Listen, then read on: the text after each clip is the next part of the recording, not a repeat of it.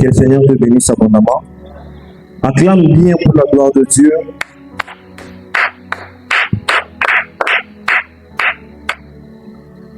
Éternel grand Dieu, bénis ton Seigneur, merci pour ton amour, merci pour ta grâce. Nous recommandons ce moment de tes mains. Nous voulons écouter ta parole. Toute puissance du diable ne puisse pas agir en nous, Seigneur de gloire. Toute interprétation particulière, les voyages des pensées, nous les rendons, nous les avons fait au nom de Jésus. Règne en roi et en maître enseigné. Nous recommandons également ton peuple entre tes mains.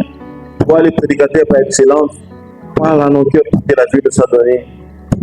Toute incrédulité dans la prédication, Jésus, nous les menaçons, nous les rendons, nous les avons fait au nom de Jésus. Nous avons ainsi prié par les noms péchés et glorieux notre Rédempteur Jésus. Nous disons Amen. Amen, Amen. Est-ce que tu peux bien acclamer pour la gloire de Dieu?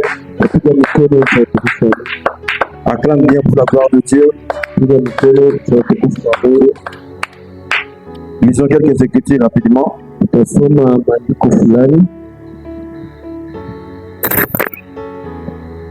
Nous sommes dans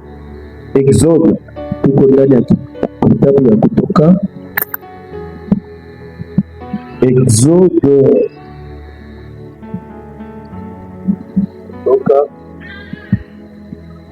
Exode 7.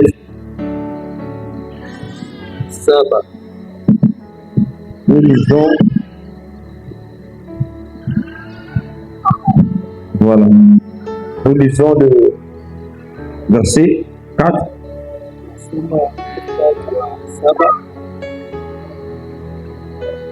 La Bible dit ceci. Pharaon ne vous écoutera point. Je mettrai ma main sur l'Égypte. Ne sois pas distrait, s'il te plaît. Je mettrai ma main sur l'Égypte et je ferai sortir du pays d'Égypte mon peuple, les enfants d'Israël, par des grands jugements. Les Égyptiens reconnaîtront que je suis l'Éternel lorsque j'étendrai ma main sur l'Égypte et je ferai sortir du milieu de mon peuple les enfants d'Israël. On lit le 6e verset. Moïse et Aaron firent ce que l'Éternel leur avait ordonné. Dans la lecture, retiens que l'Éternel a dit, il va lui-même étendre sa main sur l'Égypte et il va faire sortir son peuple. Ne sois pas distrait. Retenez que le Seigneur a dit que lui-même va étendre sa main. Mais curieusement, nous allons voir c'est Moïse et Aaron qui vont laisser. Ce sont eux qui vont faire ça. Mais dans l'écriture où nous venons de lire, la Bible dit clairement que l'Éternel lui-même, il a dit qu'il va étendre sa main et il va faire sortir son peuple par des grands jugements. Retenez ça comme ça. Amen, amen. C'est très important. On vient maintenant dans Exode. Maintenant Exode 9. Le verset 14.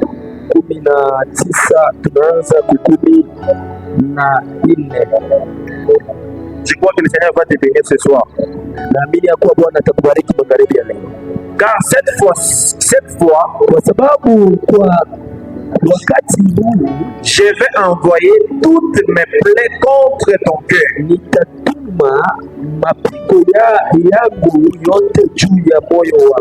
Contre tes serviteurs, contre ton peuple, afin que tu saches que nul n'est semblable à moi sur toute la terre. mbele yako juu ile ya kuwa kuna mtu ambaye anakuwa apingana mie chini ya jua yote. C'est dans cette écriture-là Ni ndani ya hii andiko où on parle des plaies. tunasemezea juu ya mapigo. Parce que notre thème, c'est les 10 plaies. Na shina chetu kinasemezea juu ya mapigo. Est-ce qu'on est ensemble? Tuko pamoja. Ne sois pas distrait, s'il te plaît. Usikuwe ndani ya distraction. Lisons encore au nombre. Tutasoma tena hesabu. Les règles des Écritures, on va citer seulement en passant. Yengine maandiko tutaenda kuitaya kupita. Je suis dans Nombre. Niko ndani ya hesabu. Nombre 25. Hesabu 25. Nous lisons le 6e verset. Tutasoma mstari wa 16. Et voici un homme Inasema hivi, na tazama mmoja wa des enfants d'Israël wana wa Israeli et amena vers ses frères une Madianite akaleta kwa ndugu zake mwanamke Mmidianiti sous les yeux de Moïse et sous les yeux de toute l'assemblée des enfants d'Israël. mbele ya macho ya Musa na mbele ya macho ya wana wote wa Israeli, Tandis qu'il pleurait à l'entrée de la tente d'assignation. wakati walipokuwa wakitoa machozi kwa mlango wa hema ya kusanyiko. Le verset 7. À cette vie, Phiné, fils d'Éléazar, Na wakati Fineasi mwana ya Eleazari fils du sacrificateur Aaron, mwana wa Haruni mkuhani se leva du milieu de l'assemblée alipoona akaondoka katika makutano, et prit une lance dans sa main. na akatoa mkuki mkononi mwake. Écoutez, Nasikia il suivit l'homme d'Israël dans sa tente akafuata Muisraeli huyu hata ndani ya hema yake, et il perça tout le deux, l'homme d'Israël, puis la femme, akawachoma wote wawili, par le bas-ventre. Muisraeli na huyu mwanamke kati ya tumboni lake. Et la plaie s'arrêta parmi les enfants d'Israël. Hivi pigo likazwisha kwa wana wa Israeli, Et il 24 000 qui mourirent de la plaie. nao waliokufa kwa pigo hili walikuwa watu 24,000. Et l'Éternel parla à Moïse et dit, Bwana akamwambia Musa akisema, Phiné, fils d'Éléazar, fils du sacrificateur Aaron, Fineasi mwana wa Eleazar mwana wa Haruni mkuhani a détourné ma fureur de dessus des enfants d'Israël. amegeuza hasira yangu isiwe juu ya wana wa Israeli.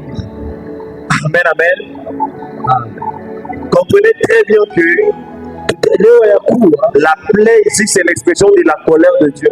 hapa pigo inakuwa kuonesha fimbo ya Bwana. La plaie, ça explique aussi les frappes. Pigo inasema tena pigo Ça explique aussi la main de Dieu. inasema tena hiyo inakuwa mkono wa Bwana. Je voudrais qu'on retienne ça comme ça. Inapenda mwelewe hivi. Que le Seigneur te bénisse abondamment. Mungu akubariki sana. Maintenant, rentrons encore toujours dans l'Exode 7.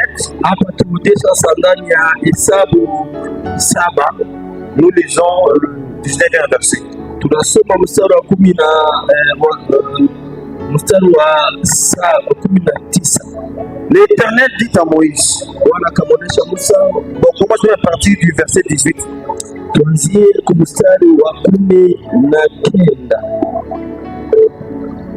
Le verset 17. Ainsi parle l'Éternel ainsi. Na hivyo anasema Bwana, À ceci tu connaîtras que je suis l'Éternel. kwa hivyo utajua kuwa mimi ni wa milele. Je vais frapper les eaux du fleuve avec la verge. Nitapiga mto wa hiyo bahari na mti.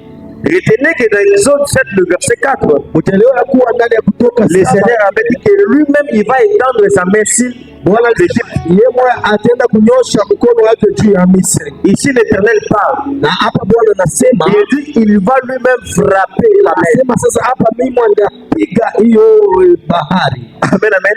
Amen. Comprenons très bien d'abord la lecture. Tuelewe mbele usomi. Je vais frapper les eaux du fleuve avec la verge.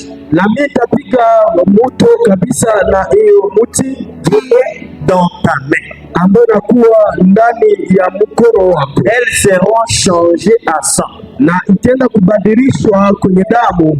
Les poissons qui sont dans le fleuve, na samaki ambayo inapatikana ndani ya mto périront, itakufa. Le fleuve se corrompra, na hiyo mto itaenda kuharibika. Les Égyptiens se forceront en vain de boire l'eau du fleuve, na Wamisri wataenda kujikaza kunywa bahari hiyo maji, hakika kwa bure. L'Éternel dit à Moïse, Bwana akamwonyesha Musa, prends ta verge, aseme beba fimbo yake, et étends ta main sur les eaux des Égyptiens. Akamwonyesha weka hayo kule kwenye maji ya Wamisri. Donc l'Éternel lui-même il a dit qu'il va frapper, na yeye alisema atapiga, mais il donne l'ordre maintenant à Moïse. Akinaleta sasa hiyo uruhusa kwa Musa. Amen, amen. Sur les rivières, na kama sur les ruisseaux, na kama tena mafasi ya maji, sur l'air étang, na ndani tena ya maetang, sur tout l'air amato, na kupita tena nafasi yote peko maji. Elles deviendront du sang, na itakuwa damu, et il y aura du sang dans tous les pays d'Égypte, na kutakuwa damu ndani ya mji yote ya Misri, dans les vases de bois, ndani ya mavazi yabo, dans les vases de terre.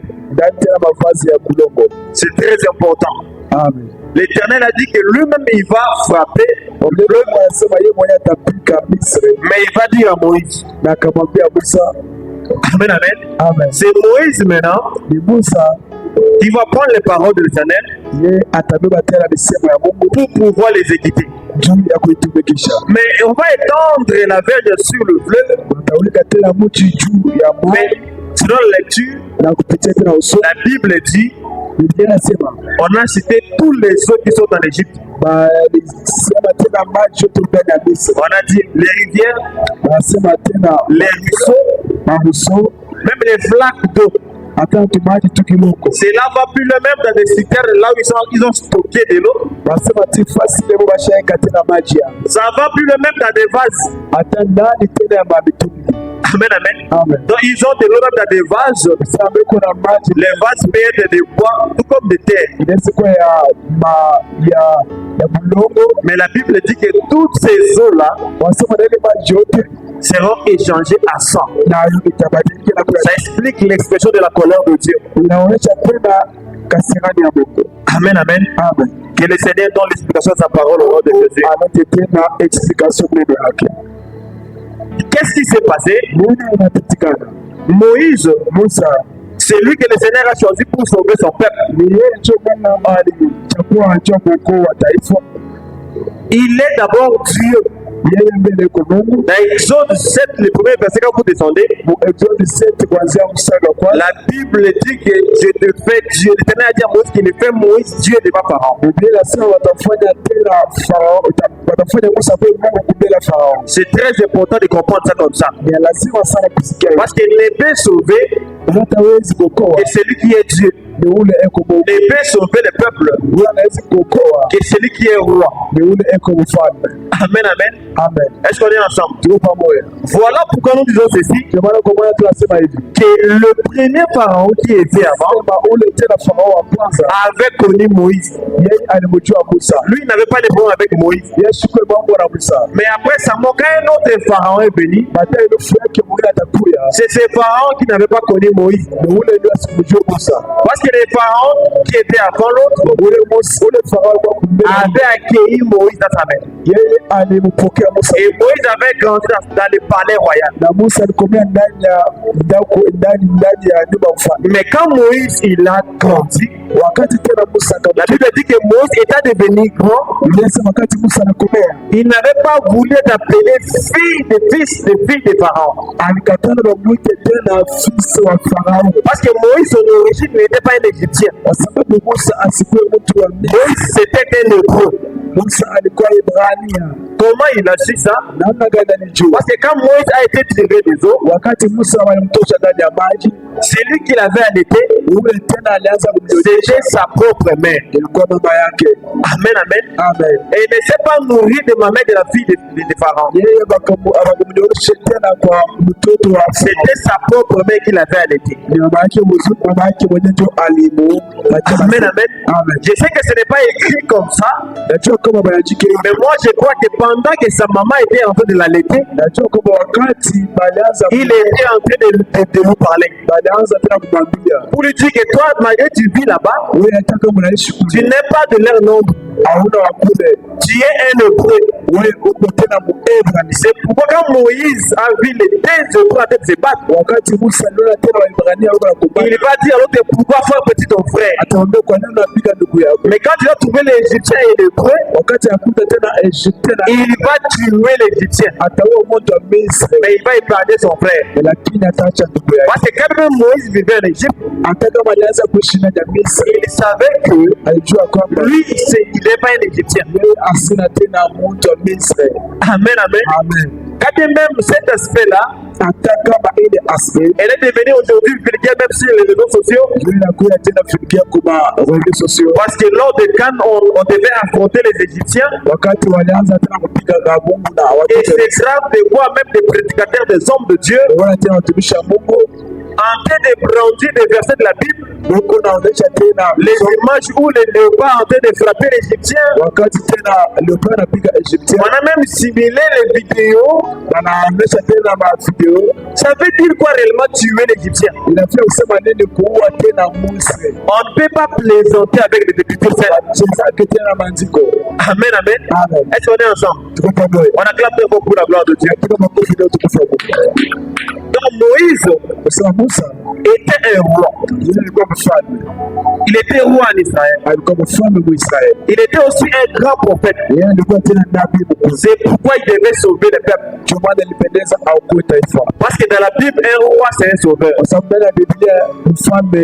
C'est pourquoi nous voyons ces parallélismes-là entre Moïse, qui est aussi un grand prophète,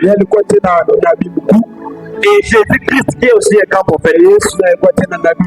Moïse va gêner Pharaon 40 jours et 40 nuits. Nous allons voir ça aussi chez notre Seigneur Jésus. Amen, amen. Voilà pourquoi, quand le Seigneur est venu, quand il est descendu dans les eaux pour se faire baptiser, parce que tous les prophètes de l'Ancienne Alliance, jusqu'à Jean, ils sont écrits dans Moïse. C'est tout le temps des prophètes. Leur course va s'arrêter jusqu'à Jean. Quand le Seigneur est descendu dans les eaux de baptême, quand la voix te fit entendre, la Bible dira: celui-ci est mon fils bien-aimé, en qui j'ai mis toute mon approbation. Mais la Bible ne veut pas dire écoutez-les. Amen, amen. Parce que Jean était encore vivant. On ne peut pas avoir deux prophètes dans un même temps. Il a fallu que Jean meure. Quand Jean va mourir, il va clôturer la marche des prophètes. Amen, amen. Quand Jean était en prison, il va envoyer ses disciples pour aller demander: est-ce que c'est lui ou soit tu donnes encore un temps? Maintenant le Seigneur va envoyer le message à Jean pour aller lui dire que les aveugles voient, les boiteux marchent. Et Jean avait compris que sa course était finie. Amen, amen. Voilà pourquoi, après la mort de Jean, Jésus dans la montagne de transfiguration Quand Pierre va voir la gloire de Dieu, wakati tena Petro ataona utukufu, il va voir Élie et Moïse atamwona Elisha et Jésus au milieu. na Yesu katikati. Jean-Pierre va dire, Na Petro anasema faisons 3 tentes, tufuate manyumba tatu, un pour Moïse, un pour Élie et l'autre pour le Seigneur. na moya juu yako, Maintenant, ils vont disparaître. lakini watapotea. Amen, amen. Et la voix va dire cette fois-ci, Na tena sauti itasema, celui-ci est mon fils bien-aimé, huyu mtoto wangu mpendwa, en qui j'ai mis tout mon amour. ule tena naweka ndani yake Et mapenzi. la voix va préciser, écoutez-le. Na Biblia inasema umsikie. Amen, amen. Amen. Aujourd'hui, le salut, c'est dans la personne de Jésus. Leo tena ukovu C'est lui le grand prophète qui sauve maintenant. ni yeye nabii mkubwa eko na nguvu. Si tu veux avoir la vie aujourd'hui, Kama unapenda kupata uzima ce leo, n'est ni en Moïse, aina ndani ya Musa, ce n'est ni en Élie, aina ndani ya Elia. parce qu'ils étaient disparus, ils sont entrés en Jésus-Christ. Walipotea na waliingia ndani. C'est lui le véritable sauveur qui amène le salut aujourd'hui. Wokovu ya kweli analeta wokovu. C'est comme ça que nous devons écouter le Seigneur Ndio maana napendeza kumsikia Yesu, pour avoir la vie. ndio kupata tena uzima. Amen, amen. Amen. On acclame très fort pour la gloire de Dieu. Ndio makofi ndio tukufu ya Mungu. Maintenant, Moïse, Musa qui vient, anakuja. le Seigneur a dit que c'est lui-même qui va étendre sa main Mungu anasema ni yeye ndio atatia mkono wake juu sur l'Égypte. juu ya Misri. Mais curieusement, Na pale tena nous voyons c'est un homme, tunaona ni mtu Moïse, Musa, et l'Éternel a placé Aaron à côté de na Moïse. Mungu akaweka tena Aroni pembeni yake. Mais ce qui me retient ici, c'est quoi? Ile inanishomisha pale. Avant même que le Seigneur puisse envoyer Moïse, Baadaye hata Mungu atume Musa, le Seigneur a d'abord vu la souffrance de son peuple. yeye Mungu aliona mateso taifa yake, Il a attendu leur cri. alisikia kilio yao. C'est très important. Ya lazima sana. Amen, amen. Amen. J'enseigne déjà. Hapa nafundisha deja. Le Seigneur sait que nous Yesu Mungu anajua kwamba sommes dans le monde. tuko ndani ya Les problèmes peuvent nous arriver. na mambo leo tunafika. Mais pour que le Seigneur vienne te secourir, Ndio Mungu akuja kusaidia. il faut d'abord que tu puisses crier.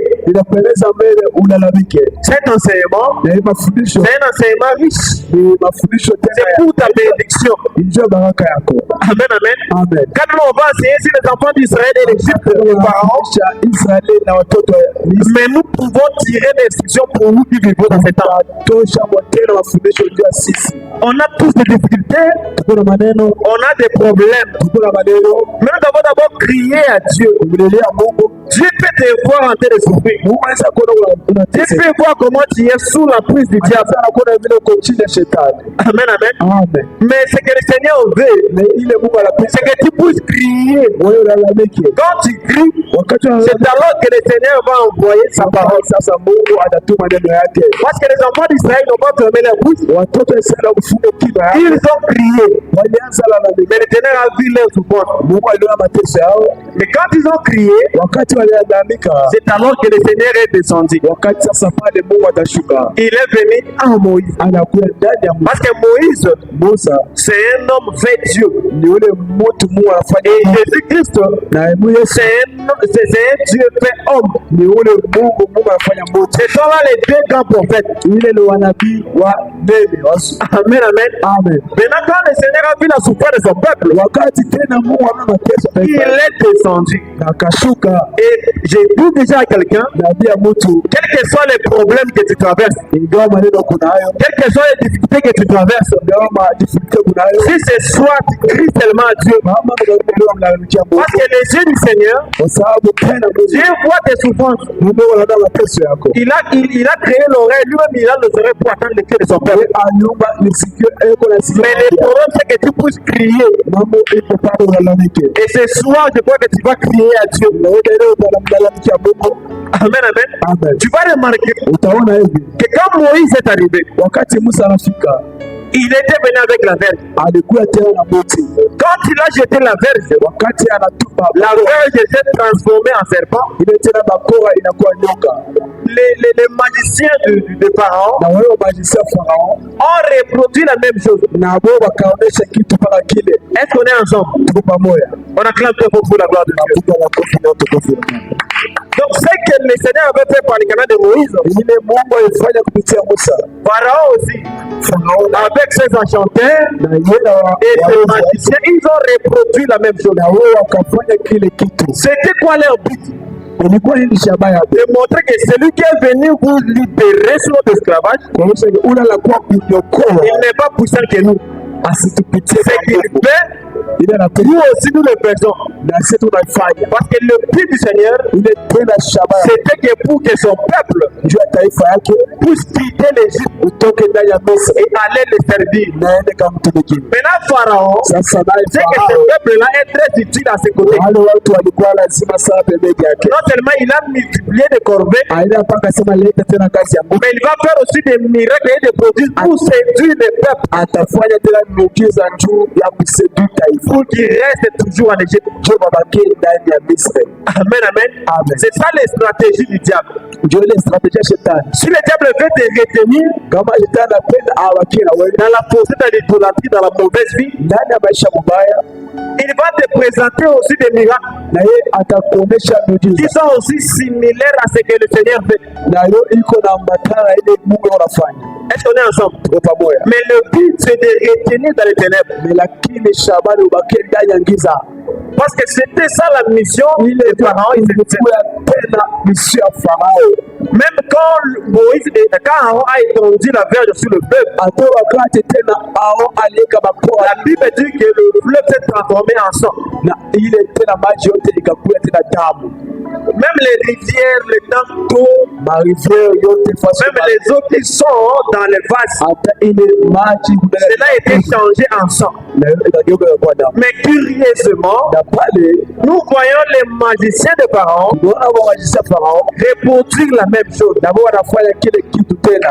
Amen, amen. Amen. C'est très important de comprendre ça comme ça. Ni lazima sana kusikia Biblia. Mais je bénis le Seigneur Na bariki Mungu parce que quand bien même hata kama vile ils avaient changé également les bâtons en serpents, walibadilisha tena bakora, mais les serpents de Moïse lakini ulioko avaient englouti tous les serpents de Pharaon. alimeza tena banyoka wao wote, Or, le véritable serpent qui a englouti la puissance du diable, na ule tena nyoka vya c'est le Seigneur Jésus. Yesu Kristo. Parce que la Bible dit, Biblia inasema de la même manière, Moïse a élevé les serpents, vile tena Musa aliinua de nyoka la même manière, le Fils de l'homme sera élevé. mpaka vile mtoto wa mtu Le Seigneur a été élevé à la croix. Yesu wamuinua, C'est lui le serpent de rein. ni yeye Il a été élevé pour engloutir toute la puissance de l'ennemi. juu ya kumeza kazi za shetani. Aujourd'hui, le Seigneur peut utiliser les serviteurs Leo Mungu anaweza kutumikisha avec les dons de guérison authentiques, na ile mazawadi ya avec les prophéties authentiques. na unabii ya kweli, Les diables aussi peuvent imiter ça. na shetani naye basi ataimite. Amen, amen. Amen. Les faux serviteurs aussi peuvent produire des miracles. Na watumishi wa Mungu wanaweza kufanya miujiza, Mais ce que le diable serait incapable d'accomplir, ile shetani atashinda kutenda c'est vaincre les péchés. ni kuweza C'est marcher dans la crainte de Dieu. kutembea ndani ya mbuga ya Mungu. Plusieurs personnes qui sont retenues dans des fausses églises, Watu wa mingi huko ndani ya makanisa ya Mungu ils sont retenus par des miracles, wanawabamba par des guérisons instantanées. kwa makerizo. Mais quand vous regardez le fondement, Kama unaangalia tena il n'y a pas l'enseignement. hakuna mafundisho. Amen, amen. Amen. Est-ce qu'on est ensemble? Amen. C'est ça la stratégie du diable. Ile ndio kazi ya shetani Pour retenir les gens dans les mal, juu ya kubakia na il va watu, produire des miracles qui sont aussi similaires à la vérité. ataonesha tena miujiza iliko na Le diable connaît les Écritures. shetani anajua maandiko, Amen, amen. Il Amen. connaît la révélation, il connaît la prophétie, il connaît la doctrine. révélation, prophétie, doctrine, Il connaît aussi la connaissance. anajua la connaissance. Mais ce que le diable est incapable d'accomplir, Ile shetani sitaweza c'est marcher dans la crainte de Dieu. ni kumwogopa C'est Mungu, vaincre les péchés. kuweza dhambi. Amen, amen. Amen. Voilà pourquoi nous, on ne peut pas être dupes. Ndio maana sisi tutakuwa watu On ne peut wazaifu. pas se laisser emporter par les séductions que le diable utilise aujourd'hui. Tuliacha tena maseduction shetani anatumikisha. Amen, amen. Amen. Est-ce qu'on est ensemble? Tuko pamoja. On acclame très fort pour la gloire de Dieu. Piga makofi ndio tukufu ya Mungu. Que le Seigneur te bénisse abondamment. Mungu akubariki. Tu vas remarquer ceci, Utaona hivi que Moïse, Musa quand bien même hata kama vile le Seigneur frappait toute l'Égypte, Mungu alianza kupika Misri yote, mais le Seigneur faisait toujours l'exception. Mungu alianza kufanya tu tofauti, Il faisait l'exception à son peuple alianza kufanya tofauti ya qui taifa était à Gozen. walikuwa ndani ya Goshen. Amen, amen. Amen. Si vous lisez, Kama unasoma nous sommes toujours dans Exode. Tumo Exode. Exode 8, le verset 22 jusqu'au verset 23. Exode 8, verset 22-23. Vous allez voir que quand même le Seigneur frappait l'Égypte, mais son peuple a été épargné. C'est très important. Parce que ce n'est pas dans la manière d'agir de Dieu. Dieu, quand il manifeste sa colère, il frappe, il prend le temps d'épargner son peuple. Dieu marque toujours la distinction entre son peuple et ceux qui ne sont pas son peuple. Dieu, quand même, il rappelle Pharaon et tous ses serviteurs, mais son peuple était épargné. C'est très important. Amen, amen. On acclame Dieu pour la gloire de Dieu. C'est comme ça nous disons, ceux qui habitent le monde aujourd'hui, ils sont épargnés de la colère de Dieu. C'est à cause de nous. C'est à cause de la présence de l'Église. Amen, amen. Qui est très important. Parce que c'est à cause de notre présence que ce monde est épargné de la colère de Dieu. Amen, amen. Il faut très bien retenir ça comme ça. Nous partons dans l'ombre et nous ramenons ça dans notre vie. Mais ce que je retiens, c'est quoi? Dieu était en train de mettre son plat de salut. Et en réalité, le Seigneur, c'est un metteur de scène. Donc, il a compris toutes ces choses-là. Il dit bien à Aaron et à Moïse que lui-même, il va endurcir le cœur de Pharaon. Ça devient compliqué. D'un côté, le Seigneur envoie. De l'autre côté, il est en train d'endurcir le cœur. Pourquoi il fait tout ça? C'est pour manifester sa colère. Amen, amen. C'est comme ça, étant enfant de Dieu, tu vas te poser des questions. À chaque fois que tu écoutes la parole de Dieu, et ton cœur est toujours endurci, fais très attention. Il se fait que tu es préparé pour vivre la colère de Dieu. Est-ce qu'on est ensemble? Un enfant de Dieu ne peut pas endurcir son cœur quand il écoute la parole de Dieu. Ça fait partie des éléments qui caractérisent ceux qui vont vivre la colère de Dieu. Ceux qui ont les cœurs incrédules. Ceux qui résistent à la parole de Dieu. Amen, amen. Parce que la même verge épargne un peuple. La même verge manifeste la colère chez un autre peuple.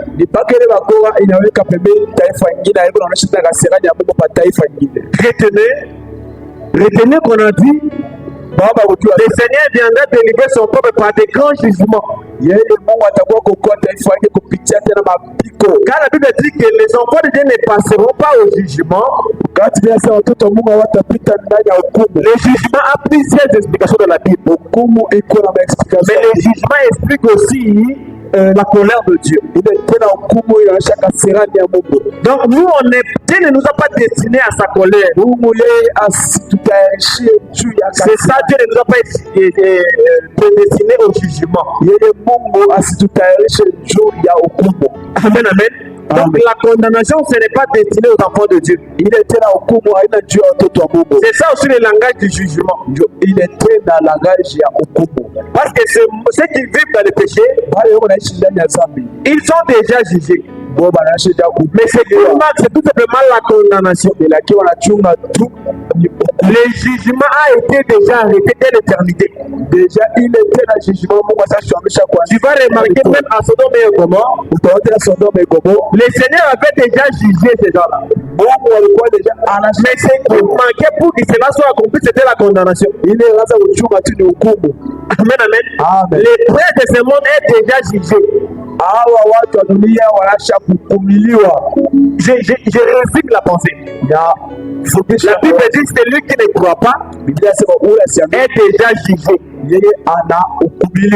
Amen, amen. Amen. Donc si quelqu'un refuse de croire au Seigneur Jésus comme Seigneur Sauveur, Kama mtu anakataa kuaminia Yesu il Kristo, est déjà jugé. yeye Le ashapokea jugement est déjà arrêté pour lui. hukumu, basi nasamia. Mais ce qui reste, c'est la condamnation, Yeye inabakia ni mapiko, qui est la manifestation de la colère de Dieu. ukionyesha tena ya kasirani ya Mungu. C'est comme ça le Seigneur a dit, il va sauver son peuple par des grands jugements. Yeye ataokoa taifa hili kupitia tena C'est ça l'expression de la colère de Dieu, inaonyesha kasirani ya Mungu, les frappes de Dieu, mapiko ya Mungu, les plaies. ile tena vidonda. Amen, amen. Amen. On acclame très fort pour la gloire de Dieu. Amen. Voilà pourquoi, étant enfant de Dieu, Ndio maana kama vile watoto wa nous Mungu devons éviter d'endurcir nos cœurs. tuache kufunga moyo, Parce qu'il se peut que cela attire la colère de Dieu sur nous. inaweza kuogota kasirani ya Mungu kwa maisha yetu. Amen, amen. Amen. Nous avons lu dans Nombre 25, Tulisoma kitabu cha Nombre le verset 6 jusqu'au 11e verset. verset 6 à 11 verset. À cause de vos mariages, Juu ya mariage mubaya, l'Éternel a tué plus de 40 000 personnes. Mungu aliua plus de 40 000 personnes. Donc un enfant parmi les enfants d'Israël, Mtoto katikati ya watoto wa Israeli, il est allé prendre une femme étrangère, yeye anaenda kaoa tena mwanamke wa nje, une femme mendianite. ule tena mwanamke manjanite. Parce qu'on a dit que la plaie, c'est l'expression de la colère de Dieu. Waonyesha tena ile kidonda inaonyesha kasirani ya Mungu. Dieu ne frappe pas seulement les ennemis, Mungu asipigage mpaka wadui, mais Dieu frappe aussi son peuple. Mungu anapigana na taifa yake. Amen, amen. Amen. Les plaies de Dieu, c'est parmi son peuple aussi. Mapiko ya Mungu katikati ya watoto wake. Mais qu'est-ce qui suscite la plaie parmi le peuple? Na nini ile inakokota C'est tena? lorsque le peuple désobéit à la parole de Dieu. Ni wakati taifa Lorsque le peuple désobéit à la loi de Dieu, wakati taifa inadezodoba le Seigneur frappe. Mungu naye basi anapika. Amen, amen. Amen. Même dans notre état comme ça, on peut dire que ça c'était dans la loi. Même dans notre état, dans la grâce, le Seigneur frappe. Wakati wetu Mungu anapika. Amen, amen. Amen. Ananias et Saphira, Ananias na ils Safira étaient frappés. C'était l'état de la grâce. walipigwa wakati wa neema. Amen, amen. Amen. Même dans le temps que nous traversons, Hata wakati tuko na les personnes des temps pour dire que c'est le temps de la grâce.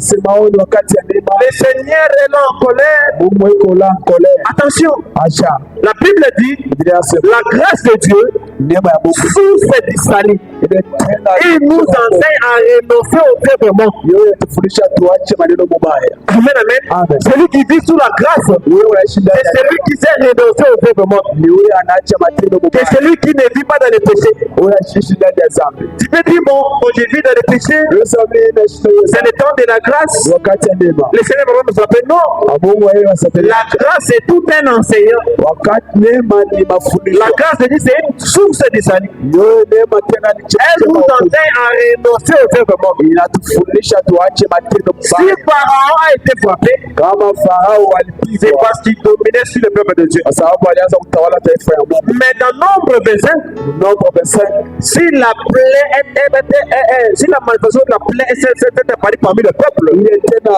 vidonda vikaonyesha ndani ya taifa, c'était à cause de faux mariage. ilikuwa juu ya ndoa mubaya. Un homme parmi les enfants d'Israël, Aina katikati ya watoto wa il Israeli est allé prendre une femme manjanite, akabeba tena mwanamke une femme étrangère.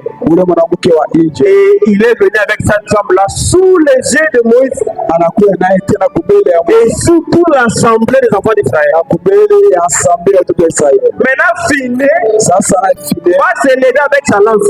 atasimama na lansi yake, C'est Finé qui a manifesté la colère de Dieu. ile file njo ataonesha Il est allé tuer l'homme égyptien et l'homme parmi les enfants d'Israël atenda kuua tena mwanaume katikati ya watoto wa Israeli et la femme étrangère là, na ule mwanamke wa nje dans sa tente. ndani ya tati yake. La Bible précise que Biblia inasema hivi, il a bercé cet homme-là. akaua ule mtu. Amen, amen. Amen. La lance l'a traversé au dos comme ça Basi ikatoka kumkongo et ça a pris l'homme et la femme. La femme, on a précisé que ça a pris la femme par les bas-ventres. na ikaua tena mwanamke tena mtumbo. Amen, amen. Amen. Donc cet homme-là est allé s'accoupler avec une femme étrangère. Ule alienda akalala na mwanamke wa nje. La lance va les percer tous les deux. Ile tena lansi itaua watu wote wawili. Amen, amen. Amen. Maintenant, le Seigneur va dire à Moïse, Mungu atamwambia Musa, dans cet acte que Finé a fait, ile Finé anafanya la plaie s'est arrêtée. na ile tena kidonda Donc Finé a arrêté la colère de Dieu. kusema Finé anasimamisha kasirani ya Mungu. On a lu ça dans le verset 11. Tulisoma verset 11. L'Éternel a témoigné que Phiné était animé du zèle de Dieu. Nasema Phiné alikuwa tena na ile tena, Il a arrêté la plaie. alikuwa animé na ile zali ya Mungu na akasimamisha tena kidonda. Amen, amen. Amen. Ce n'est pas seulement à cause du mariage. Haina paka njoo mariage. Rassure-toi, à chaque fois que tu désobéis à la parole de Dieu, Wakati wote tena tu attires la colère de Dieu vers toi. unakokota kasira na Mungu maisha. Amen, amen. Amen. On ne peut pas s'arrêter seulement Moïse, Aaron, Atasema tu Moïse na Aaron, mais nous dans notre marche. mais si ndani ya mwenendo. Parce que la Bible dit Biblia inasema les choses qui ont été écrites. vile vitu viliandikiwa. Amen, amen. Amen. C'était pour nous servir d'instruction Ilikuwa juu ya et d'exemple pour nous qui sommes parvenus à la fin du temps. na example juu si tunafika wakati ya mwisho. Si à cause du mariage, Juu ya ile ndoa l'Éternel a frappé son peuple, Mungu alipiga taifa yake aujourd'hui de même, na leo tena quand un frère va épouser une fausse sœur, kama tena ndugu quand une sœur va contracter un mariage avec un faux frère, kama tena dada analoa na ndugu mubaya, même si tu peux défier les hommes de Dieu, hata kama defia tulisha tu défies l'enseignement, na defia enseignement, rassure-toi que Dieu va attirer la colère de Dieu. juu ya kwamba unakokota kasirani ya Mungu. Amen, amen. Amen. Nous devons vous dire ces choses. Yesu uniambie ile maneno, C'est à cause de ces choses que ça attire la colère de Dieu. nijue ile maneno ya kukota kasirani ya Mungu. Tu te maries,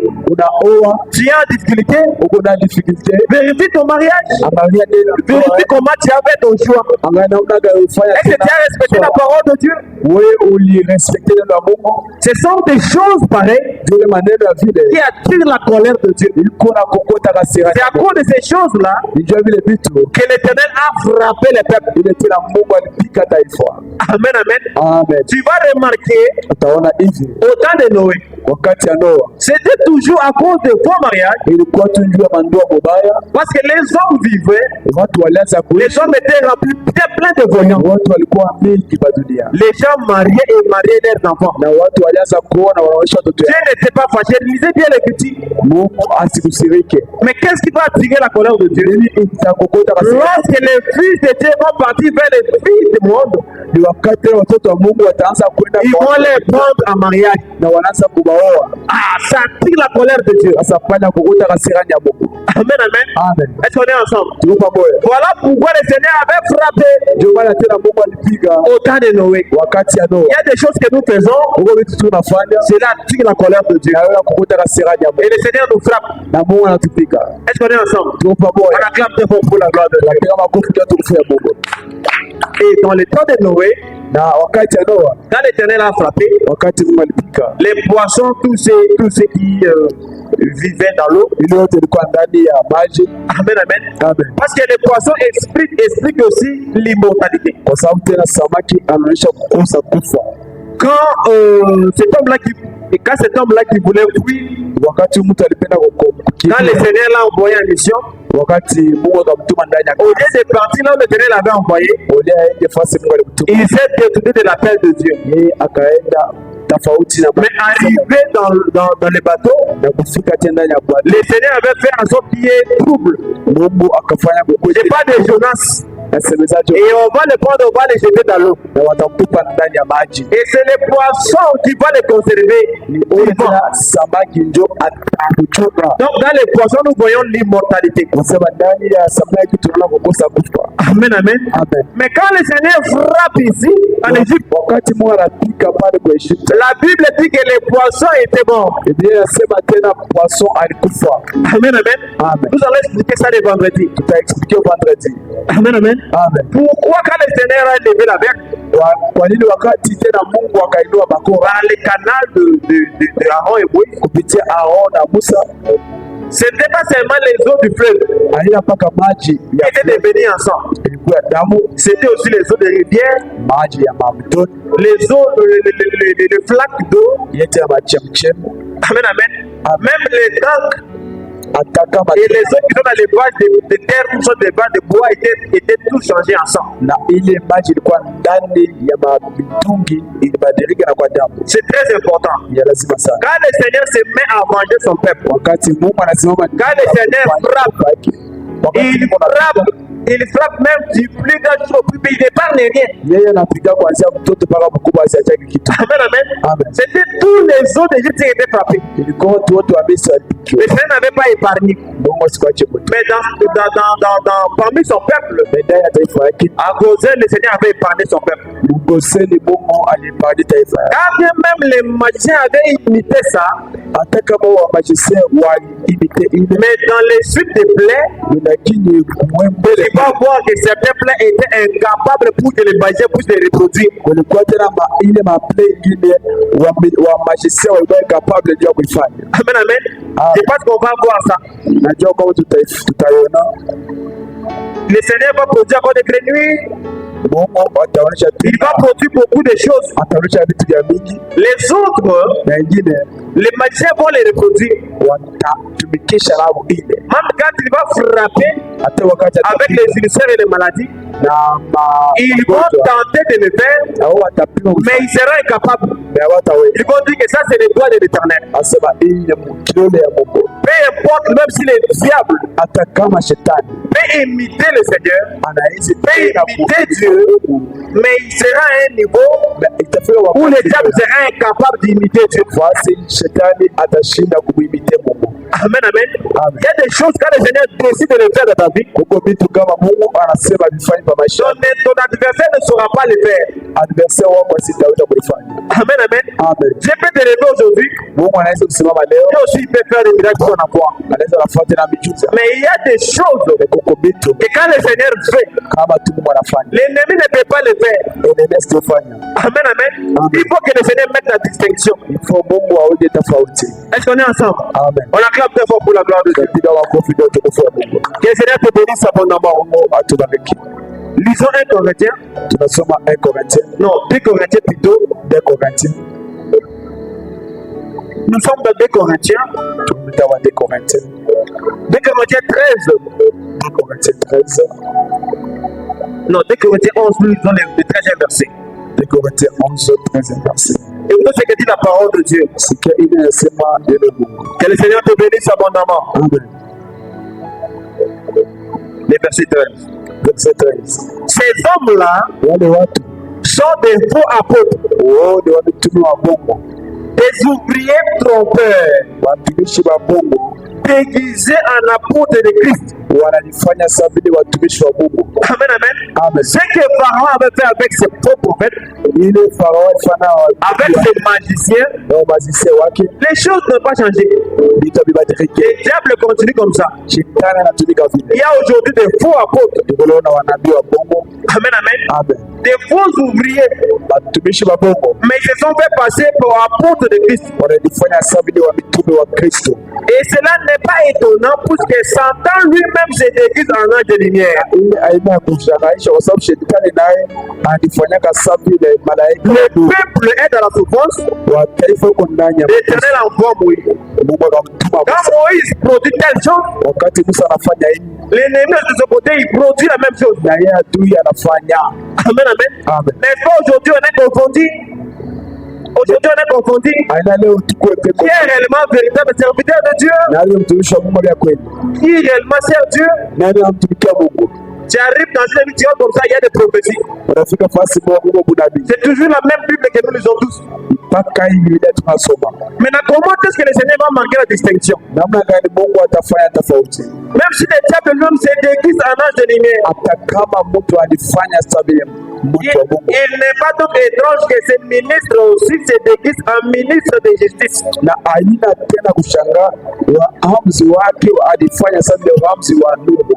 Amen, amen. Amen. J'aime maintenant la précision de l'Écriture.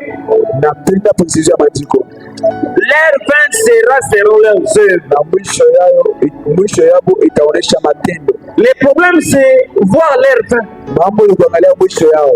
Amen, amen. Amen. Quand Moïse a changé les bâtons en serpent, Wakati Musa akafanya tena bakuri, et aussi ils ont fait ça. wao walifanya vile. Mais là, ce n'est pas la fin. Haina mwisho pale. Amen, amen. Amen. Aujourd'hui, tout le monde s'élève comme serviteur de Dieu. Mtu anasema kusema Tout le mwisho wa monde comme Mungu. prédicateur de l'évangile. kama vile tena prédicateur. Mais nous, on ne reste pas dupes. Lakini mtu On va voir leur fin. utaona mwisho yake. Parce que le Seigneur va dire à une catégorie de gens, Yeye Mungu atafuata kategoria allez loin de moi, wakwenda mbali je na ne vous ai jamais connu, mwende mbali simjuaki. vous qui commettez l'iniquité.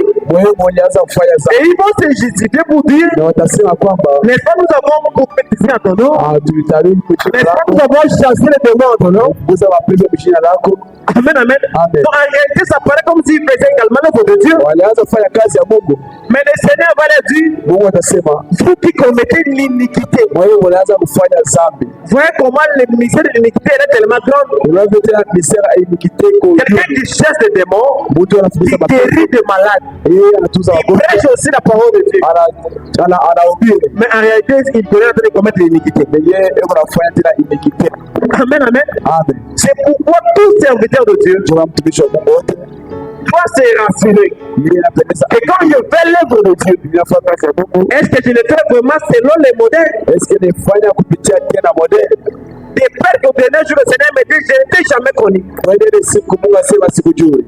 Amen, amen. Amen. Aujourd'hui, tout le monde se fait passer pour serviteur de Dieu. Leo kila mtu anapenda kuwa mtumishi wa Mungu. Même devant observer leur fin. Tutaangalia mwisho yao. C'est très important. Ni lazima sana. Quand Moïse a produit telle chose, Wakati akafanya hivi et aussi ils l'ont produit. na wao walifanya. Mais à un certain moment, Ni wakati moja ils étaient incapables walikuwa tena de ikapata pouvoir produire ce que Moïse avait fait. ya kufanya kile Mungu. Et ils ont dit que ça, c'est le droit de l'éternel. Wakasema hii ni kilole ya Mungu. Amen, amen. Amen. On acclame très fort pour la gloire de Dieu. Napiga makofi kwa utukufu. Quels que soient les problèmes que tu traverses, Ingawa maneno kunayo, rassure-toi que jua kwamba le Seigneur peut permettre que l'ennemi puisse te dominer aujourd'hui. Mungu anaweza kuchika adui. Dieu peut permettre que l'ennemi puisse te vaincre aujourd'hui. Mwanza kuchika adui anakutawala Dieu leo. peut permettre que tu sois assujetti par les diables. Mungu anaweza kuchika tena shetani Mais anakutawala. rassure-toi Nijua kwamba que tôt ou tard, kesho l'Éternel va s'élever. Mungu Tôt atasimama. ou tard, l'Éternel va s'élever Mungu atasimama pour défendre ta cause. juu ya Le kudefenda peuple de Dieu était bel et bien sorti. taifa. Mungu litoka Peu importe si Pharaon multipliait les stratégies hata kama Farao anaanza pour retenir le peuple de Dieu, juu ya kubeba watu. mais à la fin, Mwisho le Seigneur avait accordé la victoire à son peuple. Mungu alileta tena Ils étaient réellement sortis. na walitoka vya kweli. Nous allons voir ça dans la suite. Tutaona tena kumwisho. Amen, amen. Amen. Mais ce que nous devons retenir, Inapendeza ujue que le diable, il est imitateur de Christ. shetani naye basi anafanyaka bila kufanana. Mais nous étant enfants de Dieu, Si kama ni watoto wa Mungu nous devons imiter ce qui est bien. tunaweza kuimitia ile kubia. J'aime ça.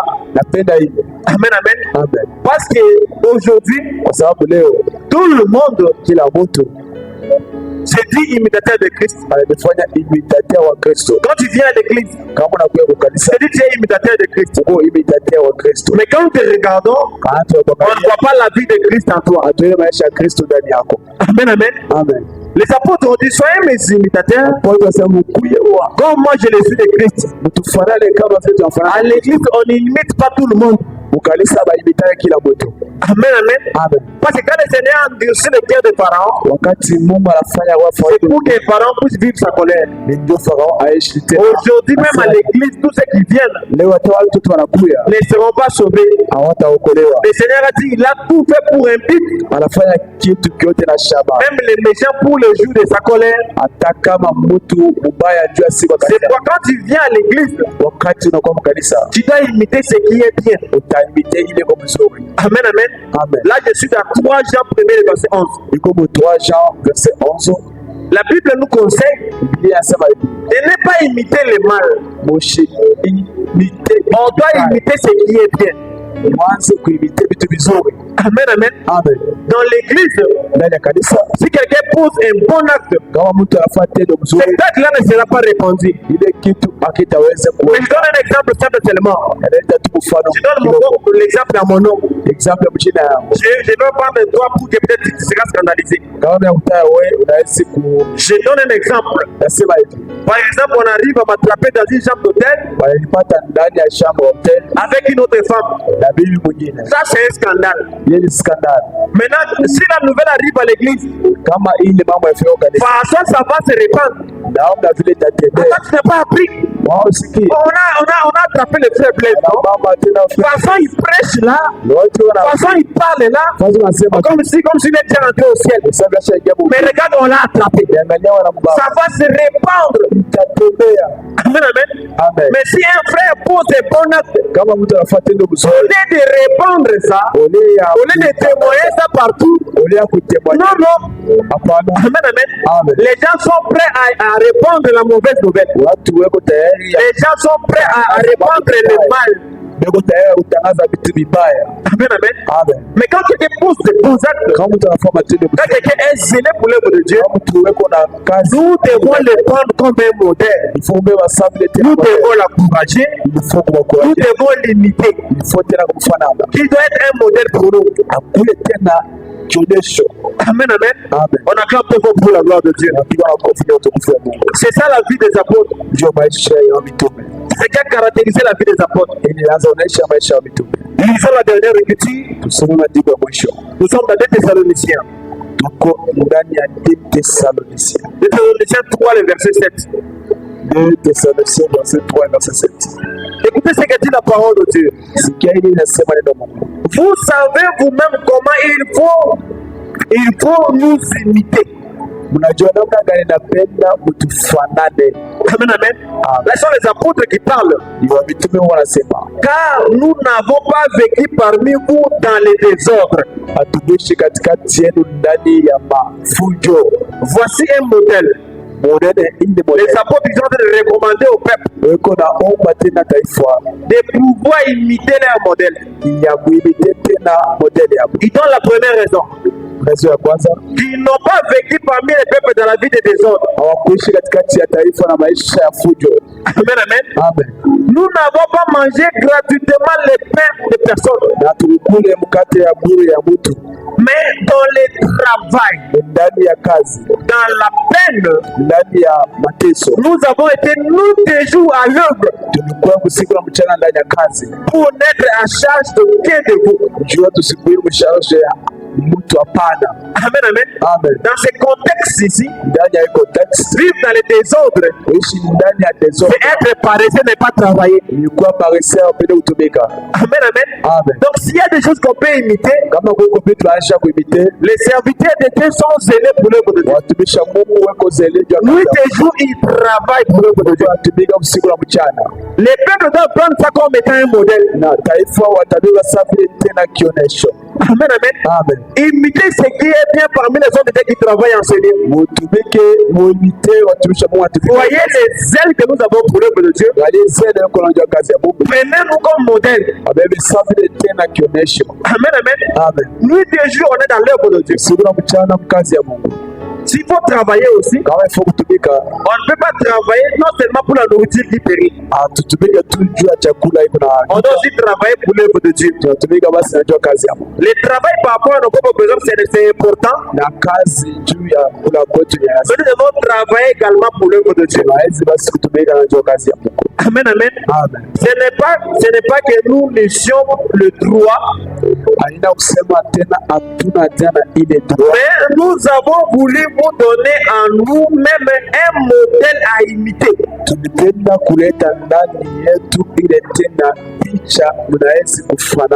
Amen, amen. Nous sommes partis de comment le diable imite le Seigneur. Comment Pharaon était en train d'imiter les miracles que faisait Moïse. Dans le but de retenir le peuple dans l'esclavage. Pour les retenir dans la séduction. Mais nous prenons comment imiter ce qui est bien. Quand tu viens à l'église, tu trouves un frère, 203 ans mais qui vit dans l'épidécité. Un frère qui a des coiffures compliquées. Un frère qui s'habille comme un musicien.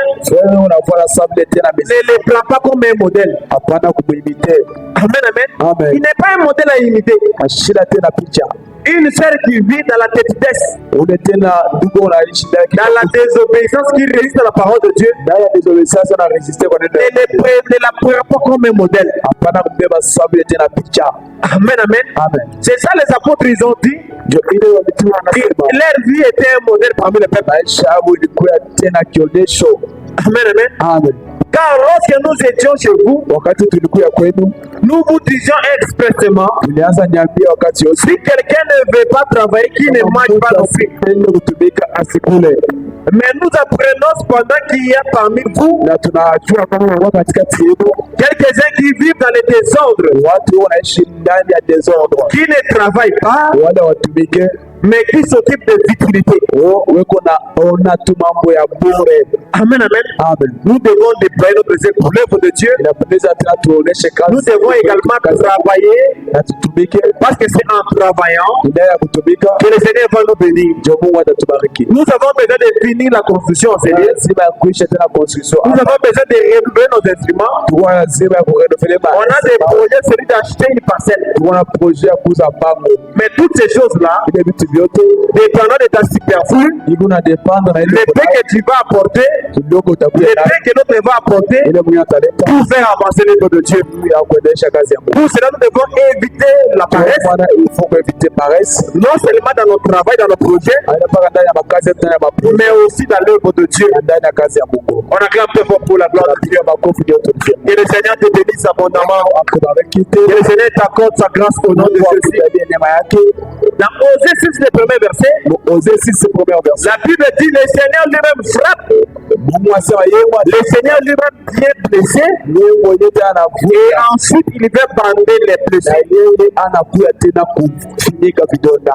Amen, amen. Amen. À chaque fois qu'un enfant de Dieu se me conduit, Wakati wote mtoto wa Mungu Dieu le frappe, Mungu anapigaka, mais Dieu prend aussi le soin na Mungu naye basi de venir anapigaka bander les plaies. wakati wa kutengeneza vidonda. Amen, amen. Amen. Quand il est écrit, arrive-t-il les malheurs à la terre, Unaweza kufika tena sans que l'Éternel assole la terre. bila basi Mungu yeye akuye. Le Seigneur a frappé Job. Mungu alipika yo Le Seigneur lui est venu restaurer Job. na Mungu alikuwa kumrestore. Si le Seigneur a brisé ta vie, Kama Mungu alibrise, si le Seigneur a brisé ton mariage, kama Mungu alibrise mariage yako, si le Seigneur a brisé même ton emploi, kama Mungu alibrise kazi que yako, lui-même se lève ce soir yeye mwenyewe asimame pour venir bander les plaies qu'il a causées. akuye tena kufunika Si dans les mariages les choses n'avancent pas, kama ndani ya ndoa mambo yaende. il y a 2 ans, 3 ans dans les mariages, les enfants ne tiennent pas. Watoto wakuje C'est une blessure que le Seigneur t'a insurgé. ile tena likidonda Mungu Mais lui-même va se lever na yeye atasimama pour ôter la stérilité et t'accorder un enfant au nom de Jésus. kutosha tena kukosa kuzala. Si tu as introduit les demandes d'emploi partout, Kama uligiza tena tu matima n'as pas été embauché, ya kubeba c'est une façon que le Seigneur t'a frappé aussi. tena Mungu anakupika C'est une blessure que le Seigneur t'a faite. na hiyo tena likidonda Mungu Que le Seigneur se lève lui-même ce soir, Mungu asimame qu'il t'accorde un emploi au nom de Jésus. akupatie kazi. Même si le Seigneur t'a fait pleurer, Ataka Mungu anakulilisha rassure-toi que c'est pour ton bien. jua kwamba ni juu yako, Il va se lever comme le rédempteur na atasimama sawa vile pour Mungu t'apporter main forte au nom de Jésus. akupatia tena nguvu. Si en 2023 les choses n'ont pas marché, Mtoto vitu que vikende cette année nouvelle soit l'accomplissement des promesses de Dieu dans au nom de Jésus. akutendee. Si tu vivais des blocages, Kama unaanza que les blocages tombent au nom de Jésus. mablokaji ya Si nguvu, tu étais sous la prise du diable, kama ulikuwa ndani ya pila de la même manière, le Seigneur s'est élevé pour délivrer son peuple. Mungu alisema jambo kwa Que le Seigneur se lève, il manifeste sa puissance dans ta vie au nom de Jésus. kuonesha nguvu kwa maisha. Que le Seigneur vienne te dépouiller sous la puissance du diable au nom de Jésus. Shetani ya kaza Que shetani. les liens de famille tombent. Mali ya familia Que les blocages tombent au nom de Jésus. ya mke. Et que tu sois réellement libre pour servir le Seigneur. On acclame ton nom pour la gloire de Dieu. Que le Seigneur te bénisse abondamment. Viens le vendredi, nous allons continuer avec ce thème. Et nous allons t'expliquer pourquoi l'eau s'est changée en sang. Et pourquoi la Bible dit que les poissons étaient morts. C'est toi debout, tu vas dire merci à Dieu pour le message de ce soir. Le Seigneur t'a parlé, le Seigneur t'a exhorté.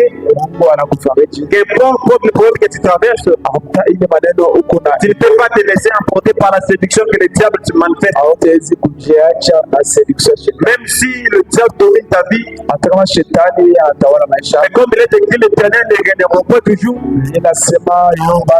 Le Seigneur se lèvera pour défendre ta cause. Prions au nom de Jésus. Mais pour ça,